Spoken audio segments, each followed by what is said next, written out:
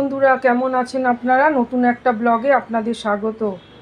আজকে দেখুন রবিবারে আমি এখানে চিকেনটা করছি। এখানে দিয়েছি আপনার পেঁয়াজ বাটা, পেঁয়াজ আদা রসুন বাটা, আর দিয়েছি টক দই, কাজু বাদাম বাটা, আর দিয়েছি ওই যেটা ক্রিমটা, একটু ধনে গুঁড়ো, এই দিয়ে ভালো করে ম্যারিনেট করে রেখেছিলাম। এটা করছি, চিকেনটা এখন হচ্ছে। একটা ডিম সেদ্ধ করে রেখে দিয়েছি। এখানে আছে নোটে শাক ভাজা, এই যে লাল নোটে। এখানে আছে ডিম আলু পেঁয়াজ দিয়ে একটা মাখা মাখা ভাজা ভাজা, আর করেছি মিলেট। এই হচ্ছে আমাদের রবিবারের রান্না।